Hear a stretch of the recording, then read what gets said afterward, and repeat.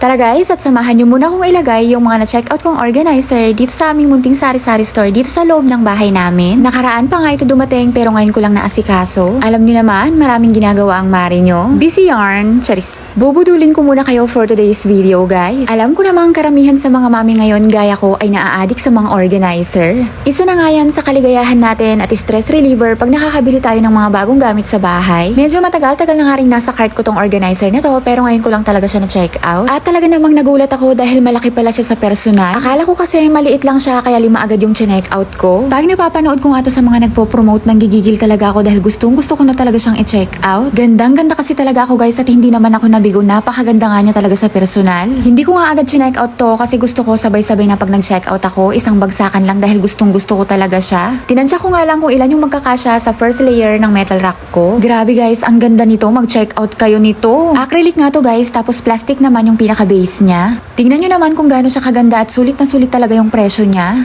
May color white din yan guys. At ang mukhang yayamanin na tray organizer na na-check out ko din. Huwag na kayong mag-isip at magduda guys at talagang maganda siya sa personal. Matagal-tagal ko na nga itong nakikita sa Orange app kaso nga lang hindi ako satisfied sa mga reviews. Pero nung nakita ko kay Mami Ana and Family ay Diyos mio, hindi na ako nagdalawang isip. Dalawa nga ang kulay niyan guys. Merong transparent at saka yung dark green. So ayan guys, dito ko nga sila ilalagay. Nilalagay ko lang kasi lahat ng paninda ko dyan at minsan makalat yan talaga guys. Inaayos ko lang lagi. Pag ang Kuya Cypher pa nga namin ang nagtinda ay parang binagyo yan tapos nagkakandahulog lahat sa sahig. At ang pinakaayaw ko sa lahat ay yung nagugupit niya yung kape. Nagkakamali siya ng gupit kaya minsan kumakalat yung laman. Paano ba naman magbabantay ng tindahan umaatake siya sa ML niya o kaya Roblox? Kaya minsan pag may time ako ginugupit ko na lang lahat lalo na yung mga kape. So ayan guys, tinanggal ko nga muna lahat yung mga nakapatong dyan at pinunasan ko na rin. Para naman mabawasan yung alikabok bago ko ilagay yung mga organizer. Bali yung organizer na 2 layer ay dalawa ang kulay niyan. Merong white at saka yung dark green. Bali sa kusina nga talaga yan guys kasi lagayan siya ng tea bag or coffee capsule. Pero pwede din siya lagyan ng 3-in-1 na coffee. Yung twin pack, gupitin nyo lang at talagang kasyang-kasya guys. Malaki siya sa personal. Pwede din siya sa magic syrup guys, bawang, sibuyas. Bahala na kayo kung anong gusto nyong ilagay dyan basta maganda siya. At talaga namang habang nilalagay ko yung mga paninda ko dyan, kinikilig talaga ako dahil ang ganda niya talaga. Diyos mio marimar.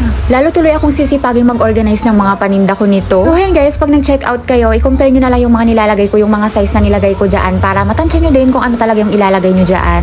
At sobrang ayos na rin tignan yung mga kape ko na 3-in-1 na twin pack, hindi na sila malalaglag sa sahig pag dumulas. At syempre, itong mga gatas ko na maliliit, yung mga maliliit nga na gatas at energy na hindi ko ginugupit kasi nalalaglag sila sa sahig kaya hinahayaan ko lang silang ganyan. Kaso nga lang ay abala kasi pag may bumili kailangan mo pang gumupit.